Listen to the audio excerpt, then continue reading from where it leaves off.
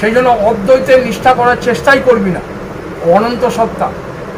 আর ওটা তুই একজন ব্যক্তি হয়ে নিষ্ঠা করছিস, ও ব্যক্তি নয়, ও একটা স্বতন্ত্র সত্তা। সেই জন্য অদ্বৈতের নিষ্ঠা করো না, তোমার যেন দ্বৈততে নিষ্ঠা বুদ্ধি না হয়, এইটুকু করো বাস, কাজ দেখো। কারণ সারা সংসার মিথ্যা, বুঝতে পেরেছো তো? এখানে সত্যতা বুদ্ধি একেবারে লাগবে না, একেবারে ফর্মুলা।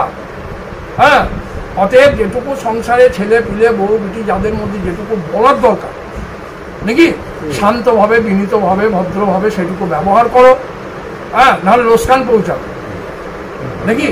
আমার যেমন আমার বিদ্যা বুদ্ধি একটা আছে নাকি, আমি তো কারো বিদ্যা বুদ্ধিতে চলছি না, আমিও একটা স্বতন্ত্রভাবে বিদ্যা বুদ্ধিতে, ছেলে পিলেও তো তাই। তবে যতদিন ছোট থাকবে তাদেরকে সৎ উপদেশ আমি করব, কিন্তু সেটা বিনীতভাবে করব। কোনো ভয়ঙ্কর দাবা ওর উপরে করলে জিনিসটা খারাপ হবে। কারণ চলছে কার নিয়মে? প্রকৃতির নিয়মে। তুমি এক মূর্খের মতন কাজ করছো, চলছে তো কার উপর, ওকে চালাইছে তোকে এত সৎসঙ্গ করে, এই বুঝলে? তুমি আবার ওর কর্তা হতে যেছ।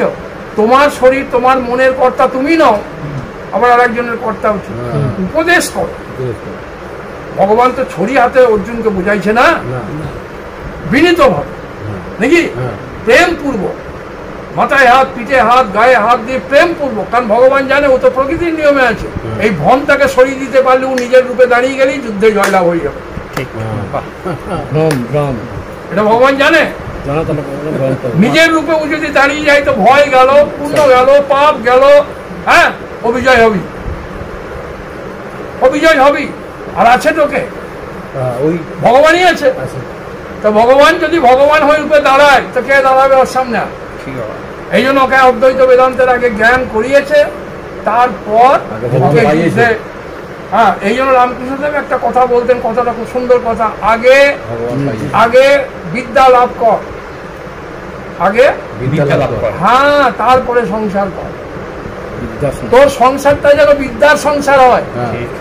অবিদ্যার সংসার যদি করিস তো জ্বলে পুড়িয়ে সব আপন আপন নিয়মে আছে। তুই কর্তব্য কর, রোগ হয়েছে ওষুধ এনে দে, ডাক্তার দেখিয়ে দে, বাস কর্তব্য কর, কিন্তু মাল মশলা এখানে কিছু আছে এটা ভাবিস না। আর তোর এই কর্তব্য কর্মের প্রশংসা করার জন্য কেউ এখানে দাঁড়িয়ে নাই যে প্রশংসাটা পাবো। কেউ প্রশংসা করুক নাই করুক, আমি যা বলে করে দিলাম, কিন্তু এখানে আমার লাভ কিছু নাই, আমার লাভেরও কোনো প্রয়োজন নাই।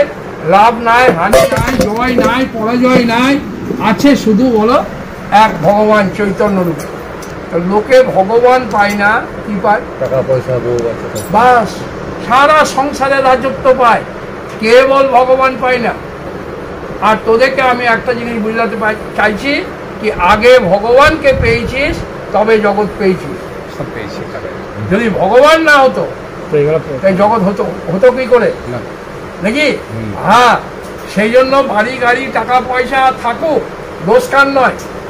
হ্যাঁ, বাড়ি গাড়ি টাকা পয়সা আমার বন্ধনের কারণ হয়নি, আরো কর, আপত্তি নাই, সৎভাবে কর। কিন্তু একটা জিনিস জানা রাখবি, যারা এই জ্ঞান লাভ করেছে তাদেরও বাড়ি আছে, গাড়ি আছে, আশ্রম আছে, টাকা পয়সাও আছে, কিন্তু তাদের যদি এগুলা চলে যায়, হারিয়ে যায়, নিজ দেহটাও যদি চলে যায়, তাতে তাদের কোনো লোকসান নাই, বলো কোনো হানি নাই, কোনো ভয় নাই, কোনো শোক নাই।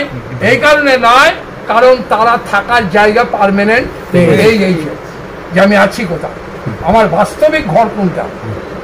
আর যারা এই জ্ঞানে উপনীত হয়নি তাদের থাকার জায়গা নাই, সেই জন্য তারা জীবনভর বানাতেই থেকে গেছে। ও বানাতেই থাকলো, আজ এই কাল ওই পরশুদিন সে, হ্যাঁ, 3.5 হাত দেহে থাকার জায়গা কতটুকু লাগে? এই 3.5 হাত দেহে থাকার জায়গা কতটুকু লাগে? আর আমি বানাতেই আছি বিল্ডিং এর ওপর বিল্ডিং। একে বলে মোহ। কার লেগে বানাইছি? কিসের লেগে বানাইছি? সব মোহ বানছে। কেন না ওর থাকার জায়গা, এছাড়া বাঁচার জায়গা নাই, এছাড়াও বাঁচতেই পারবে না।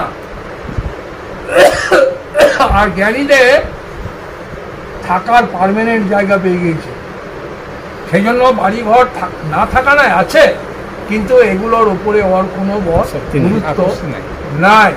বুঝতে পারছি? হ্যাঁ, আর কার কি প্রশ্ন আছে বল? ভাগ করে দাও না বল, তোদের কি প্রশ্ন আছে বল। কি বাবা